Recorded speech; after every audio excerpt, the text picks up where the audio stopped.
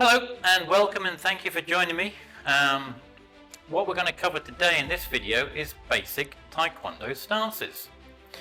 Now, if you look around, everywhere from cars to houses to buildings, even a popular branded product, everything has been built on a very strong foundation. And Taekwondo martial arts are no different.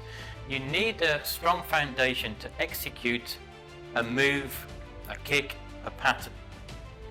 And if you have a bad foundation, then basically it's all just going to fall apart and nothing will happen.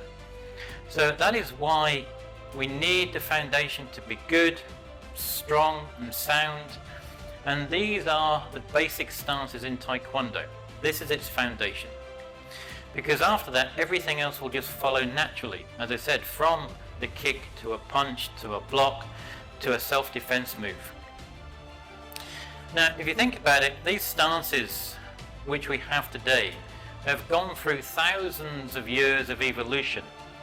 And by the previous martial artists who have used them, they've adapted them over the years, they've slightly tweaked and changed them, so that we find ourselves now with the best stances today for us to use.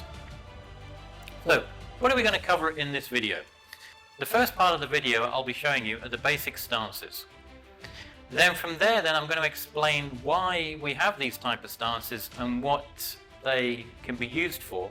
And then after that, we're going to break them down and then we'll show you how to practice them and learn them. So, if you're ready, let's begin.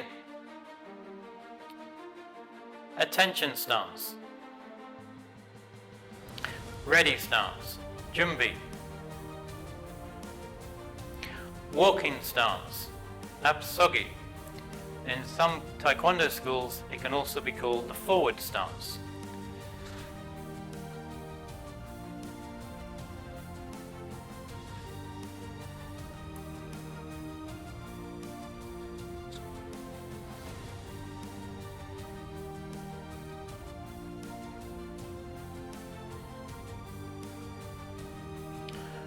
Forward stance, Abkubi, which can also be called the forward inflection stance.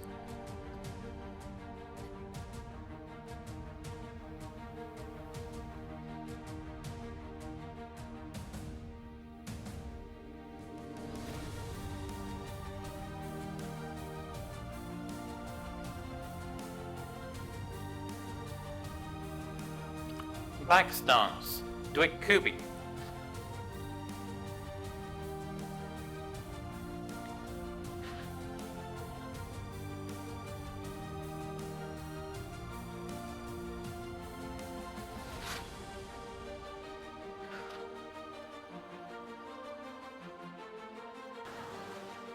Horse stance, Jukum Sogi, which can also be called riding stance.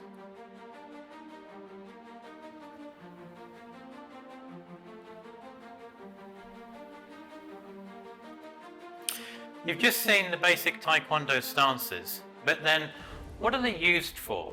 So this next section will show you.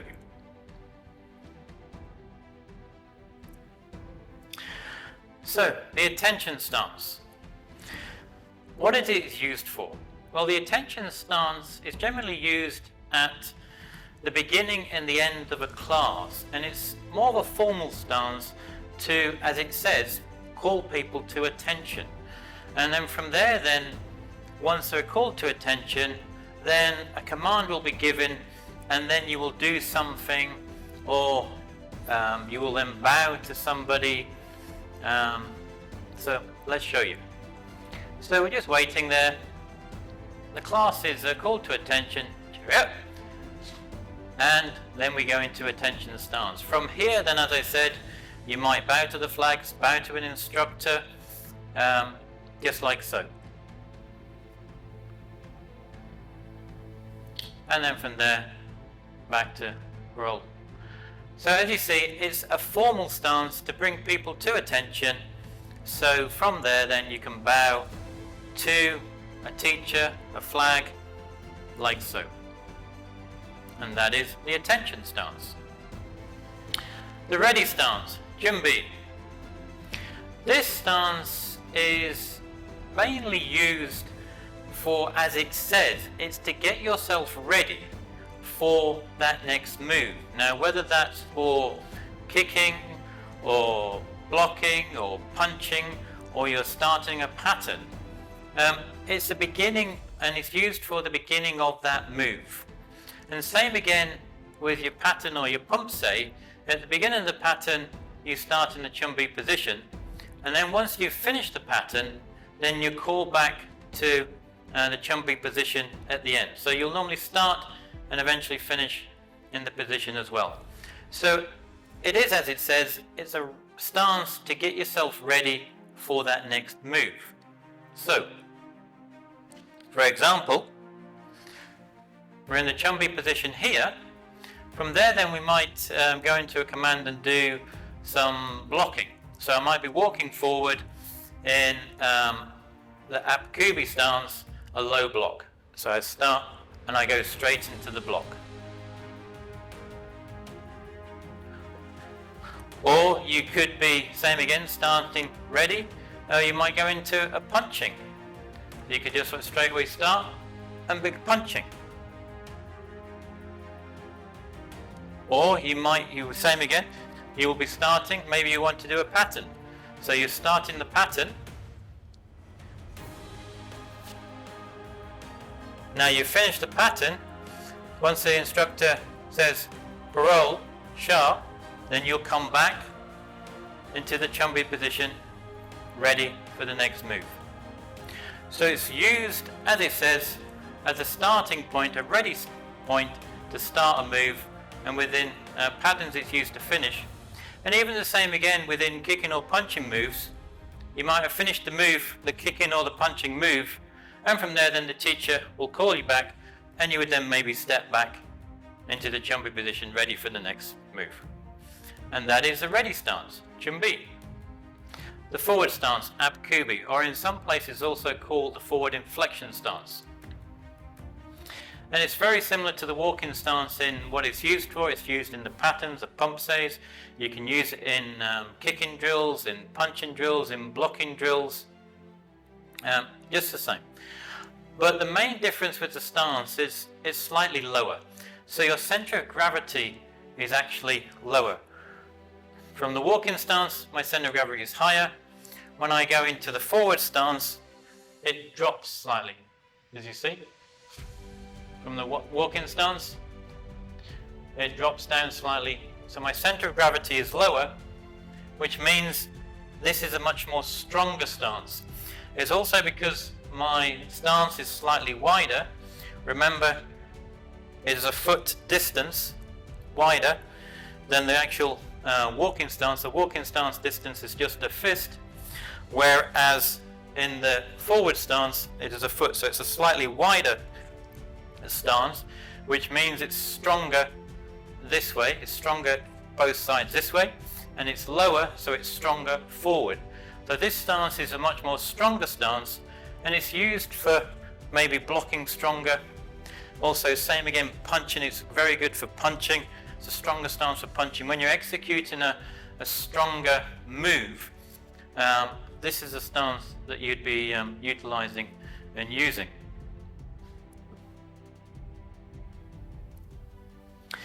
So that's the forward stance.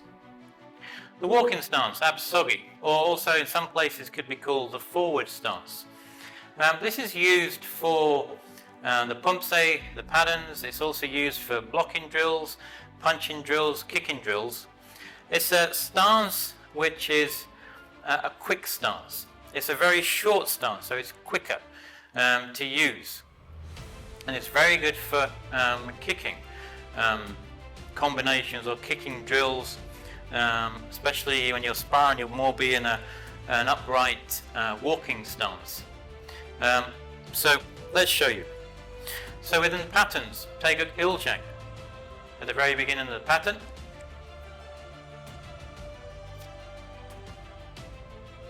So as you see, it's used in patterns.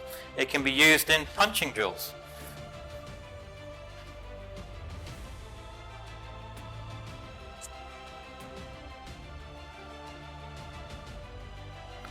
You can also use it just the same again for blocking.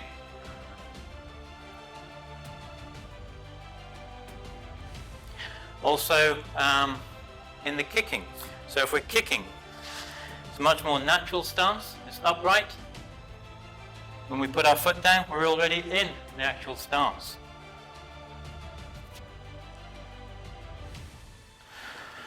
So it's a much easier stance to use because you're naturally already there.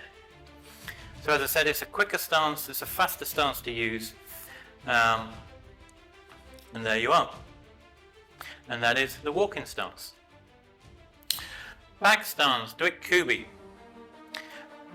This stance, like all the other ones, is used for blocking, punching, kicking techniques. It can also be used for your patterns, your pumps, even sparring in situations you might end up possibly using this stance. This stance is more used for close fighting techniques rather than the other stances. Let me show you. So same again, as I said, it can be used just like normal for any punching, blocking techniques. For example,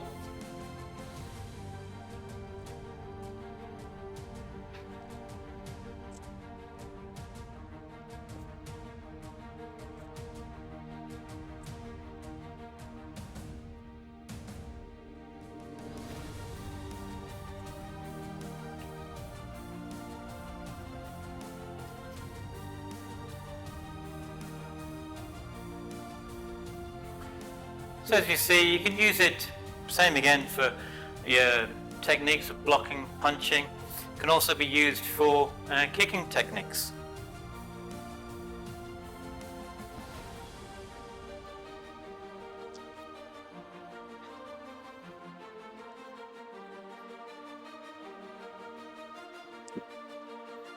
So as you see, you can use it for kicking techniques. Excuse me. And it's also used within some of the patterns, but more of the senior grade patterns as you get higher up in rank.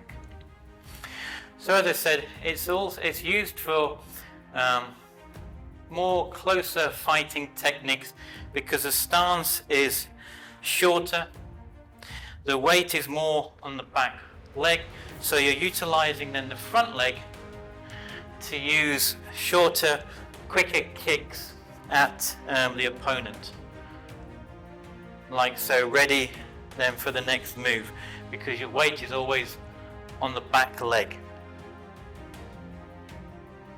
And that is the back stance, doikubi. Horse stance, jukum sogi, or some people call it the horse riding stance. As before, you can utilize it in the patterns or the pumps.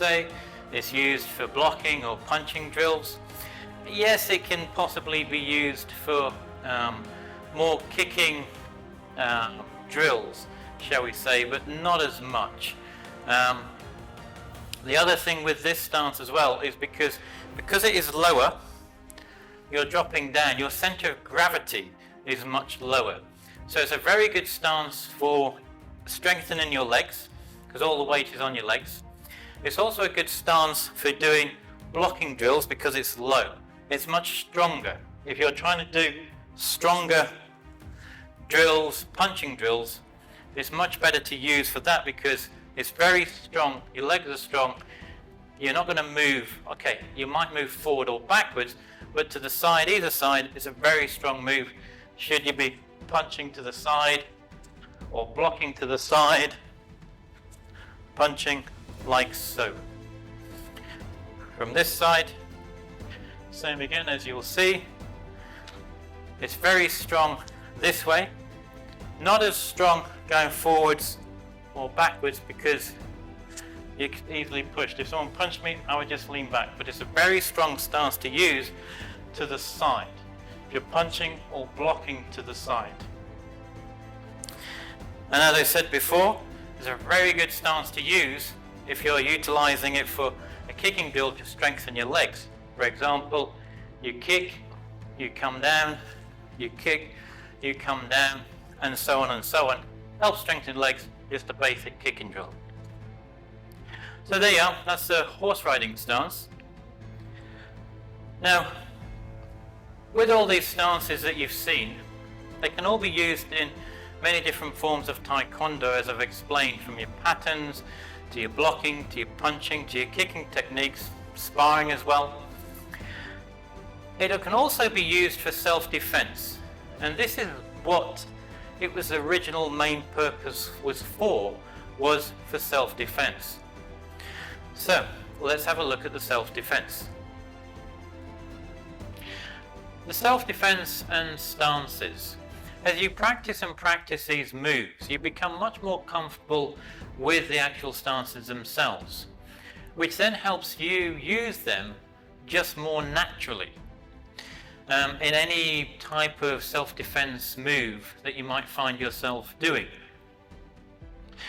But when you do a self-defense type of stance, you'll find that these stances are just variations of what you've learned. They won't be the exact move.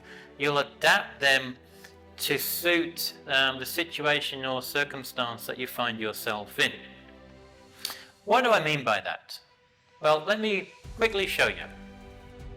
So maybe you find yourself in a situation where unfortunately someone's coming towards you with a pipe or a stick and is waving at you. You're not going to stand there, you're just going to slightly step off to the side.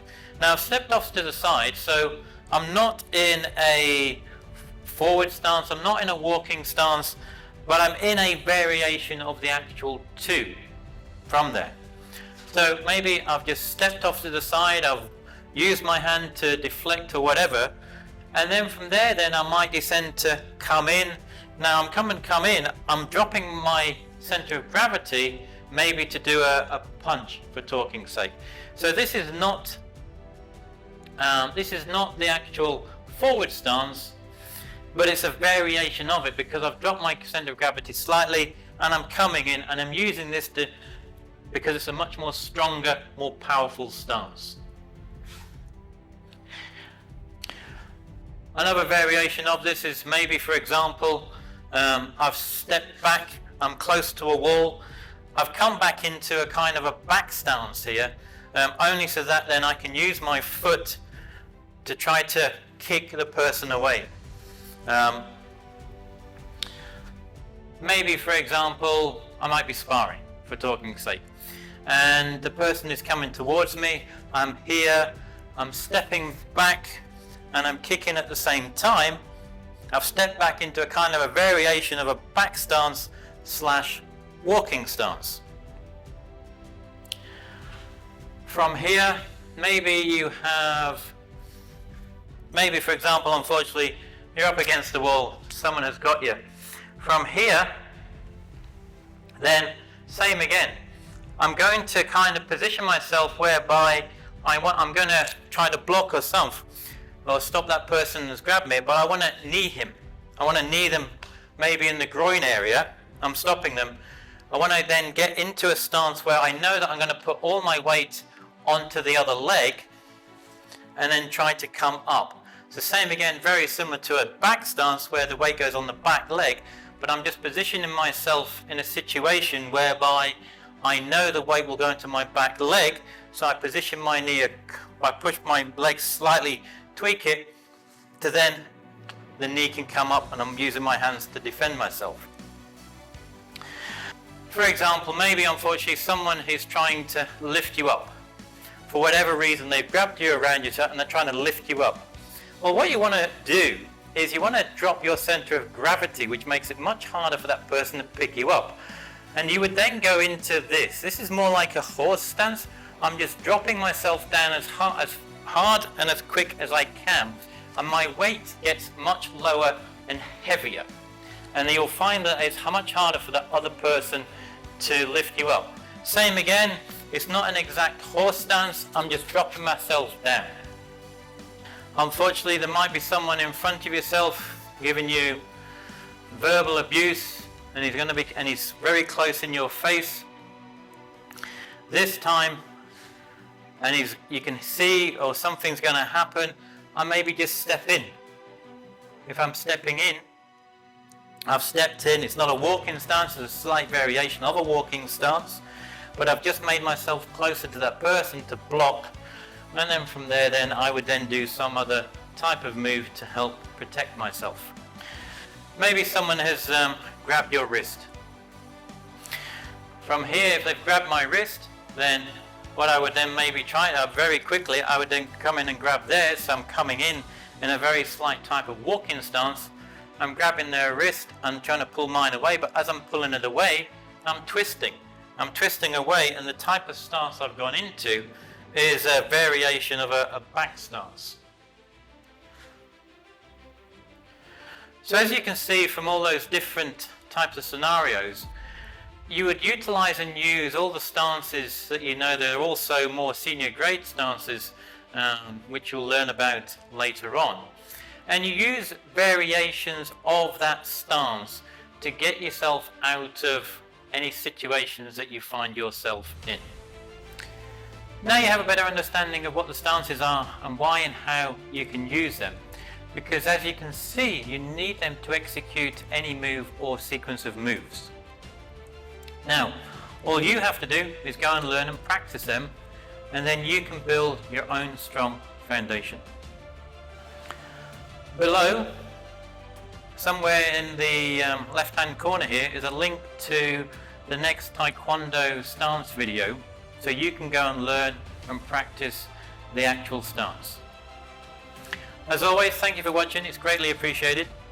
Hit that subscribe button below, somewhere in this right hand corner for yourself. As always, until the next time, Gamsa Henida.